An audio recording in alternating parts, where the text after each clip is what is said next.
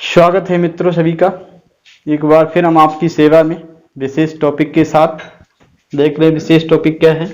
Present perfect passive voice in Hindi through translation. Translation का जो part हमारा आगे बढ़ रहा है उसी में हम लोग आज देखेंगे कि प्रेजेंट परफेक्ट का जो पैसिव होता है वो कैसा दिखता है हिंदी में, यानी कि उसकी हिंदी में पहचान क्या होती है। हम लोग क्या करते हैं, सारे टेंस जो हमारे एक्टिव वॉइस के टेंस हैं उनकी तो पहचान हम लोग पढ़ते हैं, लेकिन आज हम विशेष टॉपिक आपका जो चल रहा है उसी में हम इसी क्रम में लाए हैं कि जो आपके पैसिव वॉइस होते हैं विभिन्न टेंसेस के वो किस तरह के होते हैं, उनकी पहचान क्या होती है। यानी कि जो हमारा ट्रांसलेशन होगा, अगर कोई वाक्य पूछता है तो उसको आप कैसे बनाएंगे। ठीक है, तो पढ़ने से पहले मैं आपको ये रिक्वेस्ट करना चाहूंगा कि आप पूरे वीडियो को विदाउट स्किप किए देखिएगा और समझने का प्रयास करिए। मैं आपको बता रहा हूं, जैसा आप इरादा बना लेंगे कि अगर हम अच्छा पढ़ा रहे हैं, अगर ये इरादा आपका बन गया है तो निश्चित रूप से वीडियो आपको पूरा पसंद आएगा और आपको समझ में भी आएगा।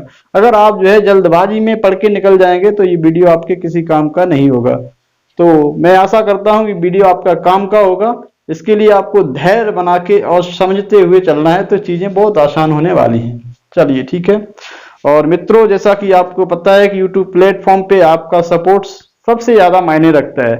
आपका अगर सपोर्ट नहीं मिलता है तो फिर मोटिवेशन नहीं मिलता है हम लोगों को, तो मोटिवेशन नहीं मिलेगा तो चीजें अच्छे से निकल के नहीं आएंगी। तो पहले मैं यही कहना चाहूंगा कि आप हमारे चैनल से जुड़ जाइए, हमारे चैनल को सब्सक्राइब कर लीजिए ताकि आपको हर चीज मिलती रहे। आप देख रहे हैं आपका जरा सा सपोर्ट मिल रहा है, हम आपके साथ कितनी मेहनत कर रहे हैं, और भी आपका सपोर्ट मिलेगा तो हम आपके साथ इतनी मेहनत करेंगे कि आपको लगेगा हाँ वाकई जो है रियली मेहनत हुई है। ठीक है, तो बस एक रिक्वेस्ट के साथ हम लोग आगे बढ़ रहे हैं। देखिए, तो पहचान हम लोग देख रहे हैं क्रिया में। वैसे क्रिया के बाद में चुका है, चुकी है, चुके हैं, ये पहचान हम लोग पढ़ते हैं एक्टिव वॉइस में, लेकिन इसमें केवल खास है जा।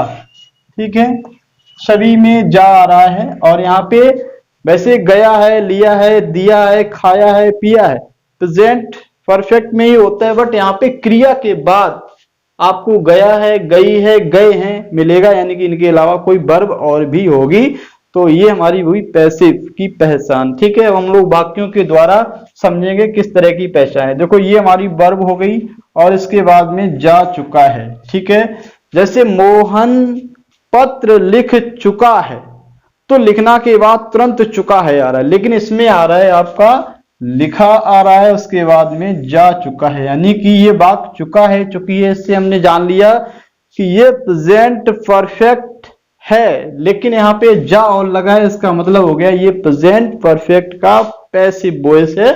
तो यहाँ हम लोग देख रहे हैं, इसमें हम लोग क्या करते हैं, हैज बीन अथवा हैव बीन जो भी जरूरत होगी लगाने के बाद क्रिया का थर्ड फॉर्म इस्तेमाल करते हैं। वैसे थर्ड फॉर्म एक्टिव में भी यूज करते हैं, लेकिन वो आपका देखने को मिलेगा बीन के बाद थर्ड फॉर्म। ठीक है, तो देखो कैसे बनाएंगे हम, आपका वही क्रम चल रहा है कि सबसे पहली छोटी स्ट्रक्चर आपको पढ़ाएंगे, इसके बाद में बड़ा तो आप खुद कर लेंगे, कोई दिक्कत नहीं है। ठीक है, तो यहाँ पे देखिए, तो यहाँ हो जाएगा द लेटर, द लेटर। ठीक, एक क्वेश्चन है हमारा, तो यहाँ हो जाएगा हैज, फिर बीन, और लिखना का क्या होता है, रिटन हो जाएगा। वैसे हम लोग क्या करते हैं, हैज बीन, हैव बीन लग जाने के बाद क्रिया में आईएनजी लगा देते हैं, तो वो हमारा होता है परफेक्ट कंटिन्यूअस टेंस, यानी कि प्रेजेंट परफेक्ट कंटिन्यूअस टेंस हो सकता है, पास्ट परफेक्ट कंटिन्यूअस टेंस हो सकता है, या फिर आपका फ्यूचर परफेक्ट कंटिन्यूअस हो सकता है। तो यहाँ पे आपका रिटन देख रहे हैं, यहाँ पे आपका लग रहा है पास्ट पार्टिसिपल, तो इसका मतलब है ये हमारा पैसिव है। ठीक है, अंग्रेजी पढ़ाई जा चुकी है, ये सारे वाक्य हमने लिए हैं केवल एक ही कैटेगरी के। असर्टिव में केवल अफर्मेटिव पॉजिटिव सभी वाक्य हैं, तो आप केवल इतना अगर समझ जाएंगे तो आप नेगेटिव इंट्रोगेटिव तो आप खुद बना लेंगे, कोई दिक्कत नहीं है। तो यहाँ देखिए अंग्रेजी यानी कि इंग्लिश भी एक वर्जन है, तो यहाँ आपका हो जाएगा हैज बीन, और पढ़ाना की टीच थर्ड फॉर्म आपका हो जाएगा टाट। अब जैसे इसी वाक्य को अगर बढ़ाना होता तो इंग्लिश हैज बीन टाट किसके द्वारा, भाई गणेश सर, किसके साथ, अपने मित्रों के साथ, कहाँ पे, स्कूल में, तो हम लोग इसको बढ़ाते रहते। फिलहाल में हम लोग छोटी स्ट्रक्चर को सीख रहे हैं। ठीक है, ये बात आपको समझ में आ जाना चाहिए। आम खरीदे जा चुके हैं, तो यहाँ हो जाएगा द मैंगोज अब बहुवचन हो गया तो आपका हो जाएगा हैव बीन।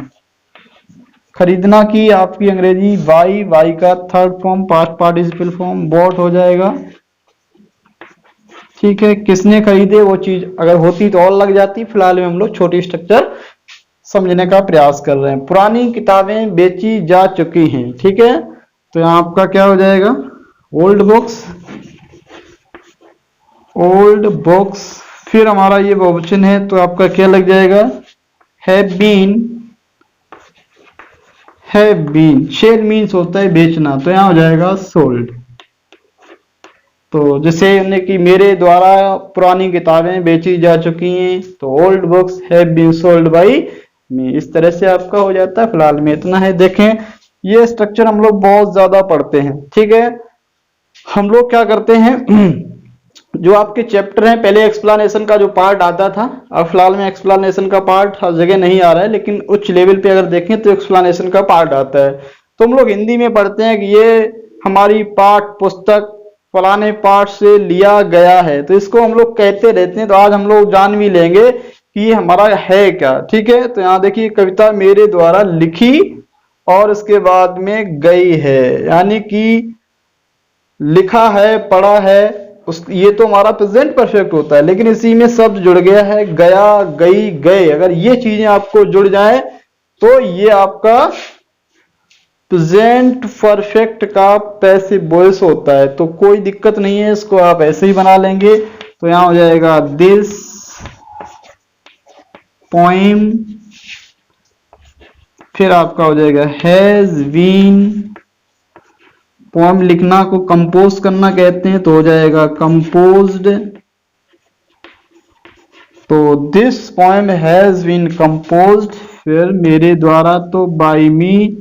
और यहाँ पे अगर जैसे विलियम शेक्सपियर हैं और जो भी आपके पोइट हैं, अगर वो होते, कमला दास हो गया, और भी इंडियन पोइट हैं, तो उनके बाद ऐसा लग जाता, कोई दिक्कत नहीं। देखो यह पाठ राम द्वारा लिखा गया है, राम की जगह कोई और भी राइटर हो सकता है। यह पाठ विलियम शेक्सपियर द्वारा लिखा गया है, यह नाटक विलियम शेक्सपियर द्वारा लिखा गया है।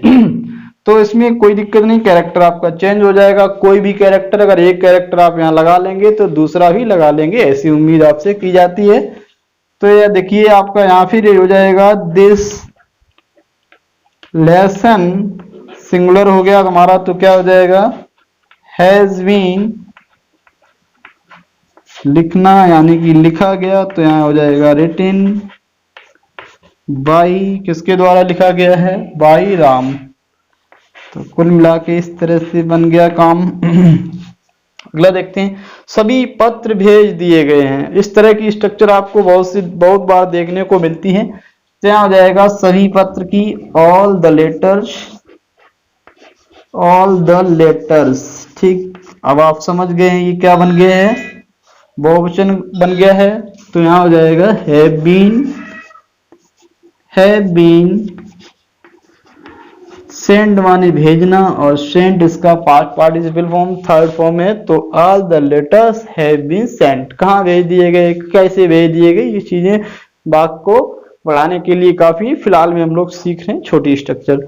मुझे बुलाया गया है, ठीक है, तो यहाँ आपका हो जाएगा आई के साथ आपका लग जाएगा हैव बीन कॉल्ड, कहाँ बुलाया गया है, इन द पार्टी। कुछ भी होता तो वो लग जाता आपका। ठीक है, ये पंक्तियां गंगा पाठ से ली गई हैं। तो देखिए ये आपके इस तरह से, पहले आपका द गंगा लेसन जो था उसके अकॉर्डिंग हम इसको बना रहे हैं। तो यहाँ आपका हो जाएगा दीज माने ये, और लाइन्स माने होता है पंक्तियां। तो दीज लाइन्स बहुवचन हमारा हो गया। फिर यहाँ हो जाएगा हैव बीन टेकन, इसका मतलब हो गया हैव बीन टेकन, कहां से ली गई हैं, पाठ से। तो यहां हो जाएगा from the lesson, from the lesson. और लेसन वो कौन सा है, ये पार्ट जब लिख जाएगा उसके बाद आप आराम से लेसन का नाम लिख सकते हैं। तो मान लीजिए यहाँ पे आपका द गंगा है, तो द गंगा यहाँ पे लिख देंगे और ये फुल स्टॉप लगा देंगे। इसको, ये विशेष पाठ का नाम है, तो सिंगल इन्वर्टेड कॉमा में इसको बंद कर सकते हैं। यह पद्यांश डस्ट ऑफ स्नो कविता से लिया गया है। ठीक है, तो पहले तो हमने बताया ये कविता का नाम है, जब कविता का नाम लिख जाएगा इसके बाद इसको लिख लेंगे। तो ये बच्चा है पद्यांश कविता से लिया गया है। तो यहाँ आपका क्या हो जाएगा, दिस स्टैंजा, फिर स्टैंजा आपका एक क्वेश्चन है तो यहाँ सिंगुलर होने की वजह से क्या हो जाएगा, हैज बीन टेकन, कहां से लिया गया, फ्रॉम द कविता से, तो आपका फ्रॉम द पोएम हो जाएगा।